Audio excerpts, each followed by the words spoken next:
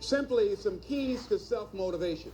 And all of us have motivation of some sort. I define motivation as the desire to achieve that which you believe to be worthwhile. And many people go through life never getting in touch with their greatness because of the lack of motivation to push themselves, or because they have not found something that they believe to be worthwhile to challenge them. I heard a poem once that said, many a flower has bloomed unceasingly and wasted sweetness upon the cold desert air. It's translated, that means simply that many a talented persons have gone unnoticed, and the world never had a chance to be exposed to their talent because that person did not take the time to begin to express or to demonstrate or to motivate themselves in the direction to bring that which they came into the universe to bring. How can you measure your motivation? How can you evaluate where you are on a scale of 1 to 10? Let's do this for ourselves mentally.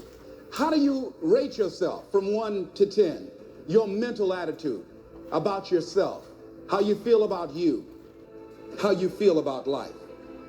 How do you rate yourself on a scale of 1 to 10 in terms of your physical appearance, in terms of your health? Do you take care of yourself? Are you allowing yourself to get overweight and out of shape? Are you conscious of your health? Are you watching the food that you take into your body? Do you make a deliberate effort to exercise? You know, it was George Burns, he said, we cannot help getting older, but we don't have to get old. And many of us get old before our time because we don't take time to take care of ourselves. Your environment is a very good indicator. On a scale of 1 to 10, is it what you want it to be? Do you find it desirable? Are you satisfied? The job or career that you're involved in. Someone said that 85% of the American public are unhappy with their jobs. Are you spending 8 hours a day just doing time? Doing something that you don't find challenging, that does not make you stretch mentally, that does not stimulate you, that does not inspire you. Something that you don't find a sense of fulfillment in it. If you're doing that day in and day out, it has to affect how you feel about yourself, your level of motivation. Your relationships. What kind of impact is it having on your life? Is it nourishing or is it a toxic relationship? Does it drain you or does it build you up? Ask yourself that. How motivated are you to do something about it? Your contribution, your actions. What are you giving? Many people will leave the universe without a trace. No one will know they were here. And in fact, under their name, we could put under there, not used up. Will anybody know that you came this way? What contribution are you giving? What will you leave? What will be different because you came this way? Someone once said that life is our gift to us, that God has given us, and how we live our lives is our gift to God. What kind of gift are you formulating? Is this a gift that you like to take back and do something else before you turn it in? Think about that. What can we do? What are some of the keys that we can begin to use to motivate ourselves when our batteries run low? Because I don't care who you are, I don't care what you do, at some time you are going to get tired. At some time you're going to get in a rut. Seem like nothing you do works out right. And sometimes it just seems like you just don't have the wherewithal or the will to do anything. That sometimes you act like you're punch drunk. You're just wading through life, just doing time day in and day out, looking at non-discriminatory television, anything that's on, just looking. And depressed, feeling powerless, feeling useless, and bored. What do you do? How do you get yourself out of a rut? How do you, when you know you can do more than what you've been doing and you're not doing it and you're discontent with where you are, you get angry at yourself. How do you get out of that rut? How do you motivate yourself? One of the things that we must do is that we must be involved in working on achieving self-mastery. You must work on yourself continuously. Never be satisfied with yourself. Always know that as you invest the effort and time on you, that's the greatest ability that human beings have above animals. See, a dog can't be anything but a dog. Tree can't be anything but a tree. Human being, you've got unlimited potential. You can put effort on you, and by concentrating on you and developing you, you can transform your life wherever you are right now. So you want to work on yourself. You want to read books that inspire you and motivate you. You want to listen to tapes over and over and over again. And I suggest that you listen to tapes when you first get up in the morning. You want to control the spirit of your day. When you first wake up in the morning, your mind is operating at 10.5 wave cycles per second.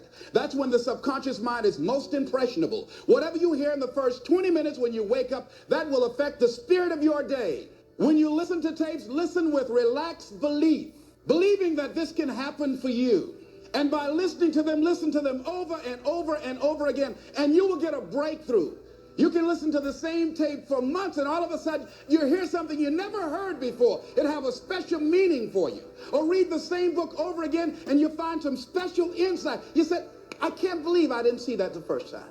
So you want to be involved in developing yourself. Most people won't do that. Most people won't take that kind of effort and invest that kind of energy in themselves, because they will fall prey to that conversation within. Oh, don't do that. You don't have time. You're too busy. You're too caught up in the rat race. Most people won't do that. Well, they won't take time to go to lectures. They won't take time to go to seminars. They won't take time to go to classes to improve themselves. And as you continue to work on yourself, you will begin to expand your vision of yourself. You begin to work towards self-mastery. And you will begin to see it reflect itself in all the dimensions of your life, your mental life, your physical life, your social life, in your relationships, your monetary life. So concentrate on developing yourself, because if you don't, I guarantee you that you will make a settlement. And most people have. And most of us already have. What kind of settlement have you made with your life? You know, when we make settlements, out of court settlements, you've heard them? That means that you decided to take something less than what you originally wanted to get had you gone into court. And the reason that you settled outside of court is because you didn't believe that you can get it. So you made an out-of-court settlement. Many of us are making in-life settlement. We're settling for less than what we actually deserve. We don't feel good about it, but we make it work in our minds. We'll come up with some kind of excuse to make it all right. What kind of settlement have you made with your life? Many of us settle for less than what we want out of relationships because we don't have the courage to change them. I had a seminar I used to do called Are You Living Together or Dying Together? Many people are just dying together. Gladys Knight used to have a song that says, neither one of us want to be the first to say goodbye. The next thing is, in order to begin to find some keys to self-motivation to drive yourself, in addition to working on yourself, and as you work on yourself, you feel good about yourself, and as you feel better about yourself, you treat yourself differently. Develop a health plan. See, you can't feel well and do well if you don't have good health. You can't perform if you don't have your health. Your health is valuable. Develop a health plan, a plan that you will follow, because this is the only vehicle that you have to carry you through this experience called life. And you want to take good care of it because you love you enough. You care enough about you. And that's not easy. It is not easy having a health plan and sticking to it. But you're worth it doing it again and again and again. I have lost 22 pounds several times. I always do it. Next thing is, as you take care of yourself, the next key is keys to motivation, to self-motivation. You want to live life with energy and passion. You want to make a conscious effort to be lively. See, in life, you either saying hello or goodbye. You either on the way or in the way. Leave dead people alone. Some folks just walking around looking sad. How you doing, honey? Stay away from these people. Just go away from them. You want to smile. You want to be happy. You got a lot to be thankful for. But you watch some of the faces around you every day. And I tell you, some of these faces, they will put you in a depressed state of mind. So you want to avoid these kind of faces. When you see them coming, turn your head. Next thing is that you want to monitor your inner conversations. The things that you say to yourself. You want to watch them, and in watching them, you want to take charge. A friend of mine told me this evening, and she did it excellently. She said, I didn't want to come tonight. I was feeling so depressed. And I said, I'm going anyhow. See, that was the conversation. Oh, you really don't feel like it. You really don't need to do it. You don't really need to read anything. Forget all that. That's that inner conversation. Oh, you don't need to worry about trying to go into your own business. Forget that. You can't do that. What if you lose everything you've got? That inner conversation that stops you from doing the things you want to do less, don't do that. How can you possibly think about being a motivational speaker? You don't have the contacts, you don't have the money, you don't know the right people. You're going to get up there and your mind's going to go blank. Forget all that. You remember that time you got up before some people and you panicked? You stood up and your mind sat down? Don't you remember? And I said, yes. And then I said, shut up. So you've got to learn to stand up to yourself inside yourself and short circuit, override that conversation that's always going on. 85% of what that conversation will tell you is negative. It's negative. It will tell you you're tired when you really are not tired. It will tell you you can't do it. It will fill you with fear. So you've got to watch that conversation. And when you find it going on, you've got to stand up to it and say, I'm going to do this anyhow. I'm afraid, but I'm afraid not to do it. And I'm not going to let you stop me. The biggest challenge that you will have in life is you. There's an old African proverb that says, if there's no enemy within, the enemy outside can do us no harm. The next thing that is a key to self-motivation is that you've got to ask yourself, what do I want out of life? What do you want out of life? What do you want out of a job? What do you want out of a career? What do you want out of a relationship? What do you want? What gives you your life? How will you know when you got it? What will make you happy? You need to know. You need to start asking yourself some questions. What do I really, really, truly want? And you need to be exact about that. Don't be vague. Oh, I just want to be happy. That's too vague. What will make you happy? How will you know when you got it? Zero in on it. Be exact. Be specific. And as you do that, that will stimulate that superconscious mind or the reticular activating system of your mind that will begin to find those things, to identify with it. And once you begin to determine that which you want, take the time to write it down. Don't just think about it. Write it down. That is a subjective process that engages the subconscious mind. Write it down. Once you write it down, read it 3 times a day, morning, noon, and night. Why is that important? Because what it will do, it will cause you to focus. It will cause you to concentrate. When that other conversation is going on telling you what you cannot do, telling you all of the impossibilities and all of the obstacles, your concentrating will begin to create a larger vision within yourself, and you start looking for and seeing some new opportunities. You start creating some openings for yourself. As you begin to read that every day, day in and day out, that will make you focus. That will discipline your thinking, and you'll get all kind of creative ideas. As I talk to you right now, being involved in this immersion process, you're going to create some openings for yourself. You're going to get some ideas. You're going to feel your adrenaline flowing, and you're going to think about something, some idea you had. You say, I want to go back and I'm going to look at that again from a different vantage point, not from the level of the problem of the obstacles that I encountered, but from a higher vantage point. Because what you will begin to see and to know as I talk to the higher consciousness within you, that you are powerful, that you are a miracle worker. And that inner conversation has conditioned you to believe that you are not. And as you begin to discover the truth of who you are, whatever challenge that you're facing in life, and if you're living, you're facing some challenge, you'll begin to know that you're powerful and that you're a miracle maker. So as you begin to write down exactly what it is that you want, read it every day. The next thing is, see yourself there. How will you feel once you get there? What will the experience be like for you? What will be different? What kind of person do you have to become in order to get there? Visualize yourself there.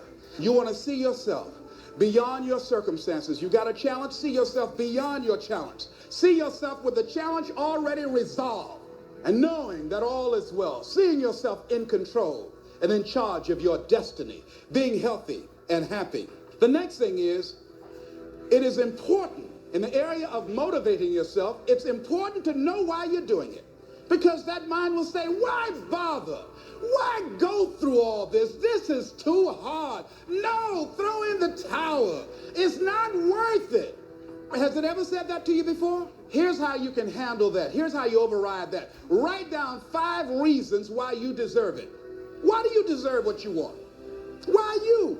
Why do you deserve it? What meaning and value will it bring to your life? What's so different about you that you deserve your goal or this goal? And when you write down those 5 reasons, When you have some down moments, and you're going to have them, when that conversation starts talking to you and it's going to talk to you, what you will do is you can pull that out and read it, and it will build you up. It will be your rod and your staff to comfort you through some challenging moments, because you're going to have some. Life will knock you between the eyes. It will catch you on the blind side, come out of nowhere, stuff you can't anticipate that will knock the wind out of you. You want to give up. That's why it's important for you to work on yourself, listening to tapes, building yourself up, talking to yourself with power, feeling, and conviction, building yourself up day in and day out, because it's coming. The next thing is that whatever you do, you want to develop technical mastery. You want to be the best at what you do. You want to master it. See, part of self-motivation is you've got to find something that gives you a strong sense of competence. Well, you become known for that. You develop a reputation of being good at doing that. You set some high personal standards for yourself. You're not competing with anybody else. You're just unfolding yourself to be the best person that you could be. That you want to give the best quality service that you can give, because that is a statement about who you are. The other thing that's the key to self-motivation is recognize the fact that you're going to get into some slumps. Recognize the fact that you're going to encounter a great deal of failure in life. It goes with the territory. But in the face of that, you want to be relentless. And when you want something, don't expect everybody to say, oh, come on in. Oh, you want this? Oh, great. We want to give this to you. You're such a nice person. You're doing it for your family, aren't you? Great. No, life isn't like that. No, many doors will be closed in your face. Many loans that you will want. And they'll say, no, you don't have enough collateral. You don't have enough credit. And most people will give up. But you've got to decide that I'm going to be fearless. I refuse to be denied. And I'm going to go all out. I'm going to be relentless. I don't care how many no's I encounter. I like something Isaiah Thomas said when he was getting ready for a basketball game. He said, I'm going to either shoot us in or shoot us out, but I'm not going to not do anything. You can't make a basket unless you shoot the ball. You can't hit a home run unless you take a swing at it. Most people won't even take a swing. Well, I probably won't make it anyhow. That's the conversation within. They probably won't give it to me anyhow. If you want something, you've got to be relentless. You've got to decide, I deserve this, and I'm going to have it. And you go all out to get it. That drives you. Many people die at age 25 and don't get buried until they're 65. I was talking to a friend of mine named Rosia, and I said, Rosia, how you doing? And she said, let me tell you something. Life is a mess. I said, girl, what are you talking about? She said, my life is a mess. She said, you know what? She said, I just was sitting up here thinking, I haven't lived. I haven't lived. She said, I've been working hard all my life, paying bills and taking care of my children, and my children are gone, and I've just been thinking, I haven't done anything. I said, why? What are some of the things you'd like to do? She said, travel. I would love to travel. I'd like to see the pyramids. I've never been to Paris. I want to go to Paris. I've never been there. There are things that I want to see, things I want to do. She said, I want to make a difference in young girls' lives, teenage mothers. I was a teenage mother. I want to be able to make a difference in their lives and see the impact that I had on their lives. And she mentioned a variety of things. And I remember a story about a lady who went to the doctor, and she was diagnosed with terminal cancer. And she came home, and she was sitting at the table, and she was drinking some coffee, and all of a sudden, she just looked up and she said, I refuse to die an unlived life. I refuse to die an unlived life. And she decided that she was going to live. That up to that point, her life was for her family, for her children, for her husband, but she had left herself out of the equation. Have you ever done that? I remember at a period of my life, I was going to work, and I was working on a job that I hated. And at the same time, I was praying that I wouldn't get fired. I was praying that I wasn't laid off. I was miserable. Nobody was holding a gun to my head, but I showed up every day, and I used a flimsy excuse. Well, I got to pay the bills. I've got a car payment I have to pay. I have a family. I have children. I have a car note, and I have a mortgage note I have to pay. I've got to survive. I was showing up for a paycheck. Ladies and gentlemen, that's not living. And a friend of mine said, you know when people change? And I said, no. He said, when they get to the point when they say, I've had it. I've had it. I think the only reason me right now, the only reason that you're watching this webinar, that there's somewhere in your heart of hearts that you've said, as you looked at your life, you said, I've had it. And not only have you said, I've had it, but you said also in your heart of hearts, I can do better than this. And let me share something with you. You can. Because if anybody told me, and I'm going to share some things with you that I've done, not for the purpose to impress you, but to impress upon you what the possibilities are when you work on your mind and have mindset development. Because I've found that how people live their lives is a result of their state of mind. It has been said, you don't get in life what you want, you get in life what you are. We become what we think about. All of us are self-made, but only the successful will admit it. In order to be successful, you must be willing to do the things today others won't do in order to have the things tomorrow others won't have. Your mind is a machine. You must program yourself for success. Wow. When I heard those words, I said, wait a minute. I can program my mind for success. I can program my mind for wealth. There is more in you. Simba, there's more in you than you have been expressing. All of us have seen Lion King, some great symbols in there. And I say to you, there's more in you right now than's represented in your bank account. There's more in you right now that's being reflected by your life right now. Your life is not a true reflection of your potential. You have greatness within you. You have the ability to do more than you can ever begin to imagine. There's a reason that my favorite book says, as a man thinketh, so is he. And as he continues to think, so he remains. In order for us to begin to break into that level of greatness that we have within ourselves, you have to make a conscious choice every day to expose your mind to positive messages.